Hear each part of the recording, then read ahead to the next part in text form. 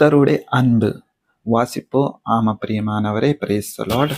இந்த வாசிப்போ வசனம், தேவன் தம்முடைய ஒரே பேரான குமாரனை விசுவாசிக்கிறவன் எவனோ அவன் கெட்டுப்போகாமல் நித்திய ஜீவனை அடையும்படிக்கு அவரை தந்தருளி இவ்வளவாய் உலகத்தில் அன்பு கூர்ந்தார். யோவான் அதிகாரம் 3:16. ஆமா பிரியமானவரே, இந்த நம்மரே உண்டு பண்ணிந்த இந்த கர்த்தர் நம்மரே ரட்சித்துக்காக நாம் இந்த பாப உலகத்தில் பரலோகத்துக்கு போவதற்காக தம்ம ஏககுமாரான இயேசு கிறிஸ்தையே நமக்காக கொடுத்தார். அவருடைய பேரில் எவனோ விசுவாசிக்கிறனோ அவனுக்கு நித்திய ஜீவன் கொடுக்கிறார். ஆமா பிரியமானவரே, நீங்கள் சேர ஒரே ஒரு காரியம், அவருடைய பேரில் நீங்க விசுவாசித்தா போதும். நீங்க காசு கொடுக்க தேவையில்லை, நீங்க என்ன ஒரு பொருள் கொடுக்கறது தேவையில்லை.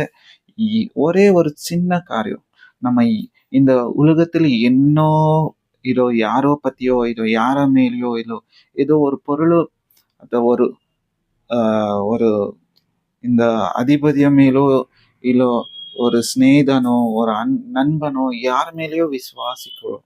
ஆனா மறித்த அப்புறமா உங்களுக்கு என்ன கிடைக்கும்? கேள்வி இருக்கா உங்களுக்கு? இந்த கேள்விதான் நீங்க யோசிக்கணும். நீங்க யாரை விசுவாசித்தா எல்லாருக்கும் மரணம் நிச்சயம்தான். மரணம் அப்புறமா உங்களுக்கு இந்த லோகத்தின் அதிபதியோ ಅಥವಾ நண்பனோ ಅಥವಾ மனைவியோ ಅಥವಾ புருஷனோ யாரு உங்களுக்கு என்ன கொடுக்குவார்? ஒன்றும் கொடுக்க மாட்டாரு. ஏன்னா நீங்க மறுத்த அப்புறமா உங்களுக்கு யாரை பத்தி ஒன்றும் புரிய மாட்டுது. ஆனா மறுத்த அப்புறமா உங்களுக்கு நித்திய ஜீவன் தேவை இருக்குது.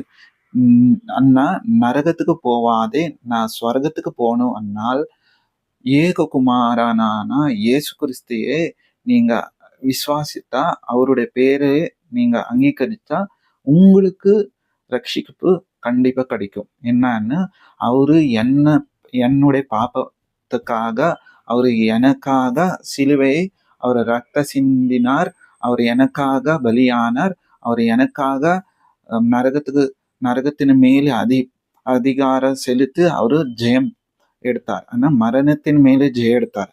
அந்த இயேசு கிறிஸ்து புனः என்னை ரட்சித்துக்காக வீண்டு வருவார்.